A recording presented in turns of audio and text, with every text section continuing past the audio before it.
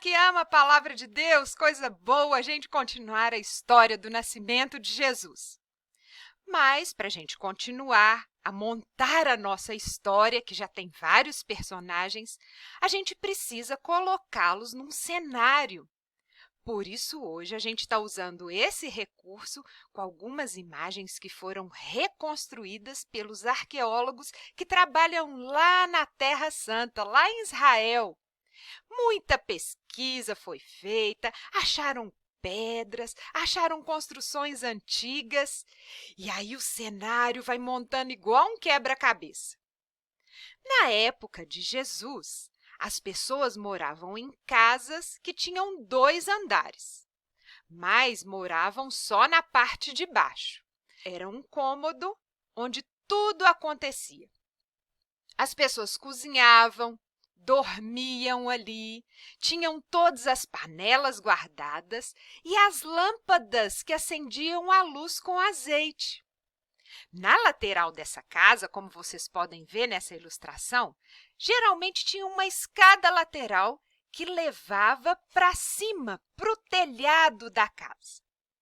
Quem tinha um pouco mais de dinheiro construía um quarto em cima da casa para receber os hóspedes. Era chamado de hospedaria.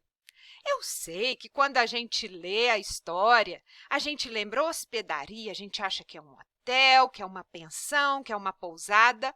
Eu também pensava assim, antes de ver todos esses estudos que estão sendo feitos. Hospedaria era a casa que ficava em cima para o hóspede. Quem não tinha muito dinheiro, essa laje, essa parte de cima da casa, servia para poder contar histórias, cantar à noite, celebrar as festas, que tem tantas festas bíblicas para celebrar. Também para secar as frutas, porque a fruta não durava o ano todo e não tinha sacolão.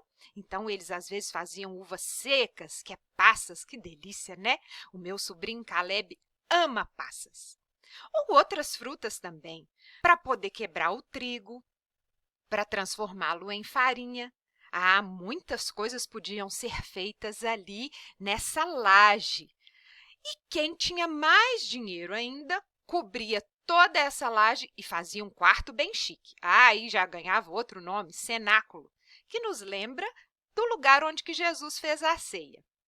Essas casas tinham pátios. Vamos ver mais algumas imagens aqui para a gente montar o nosso cenário bem montado.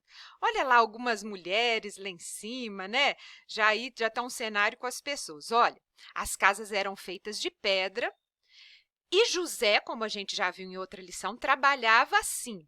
Essa era a função de José, de construir casas. Então, José trabalhava com a madeira, com o ferro e também com as pedras. E as casas eram muito simples. Não tinha tanta coisa igual as nossas, não é? Algumas casas, dependendo do terreno, também tinham um porão pequenininho, mas ali servia para guardar todo o estoque de alimentos, para guardar alguma coisa que eles queriam. Agora, na cidade de Belém, onde Jesus nasceu, é um terreno que tem muitas cavernas. E muitas pessoas que construíram nesse primeiro século lá na cidade de Belém aproveitavam para construir suas casas em cima dessas cavernas, dessas grutas, aproveitando aquele espaço que já estava aberto. Então, quando a gente ouve que Jesus pode ter nascido também numa gruta, pode ser uma dessas cavernas que tinha ali em Belém, onde a casa dos parentes de José foi construída. Então, lembrando que José tinha família lá em Belém? Olha só, mais uma imagem das casas. As mulheres geralmente tinham o fogão lá fora no pátio. E lá elas assavam o pão e faziam a alimentação, e tudo era muito simples.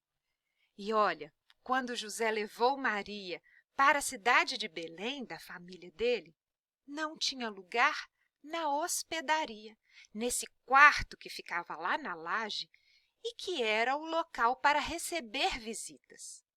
José pode ter ficado nesse cantinho ali embaixo, perto do pátio da casa onde os animais dormiam.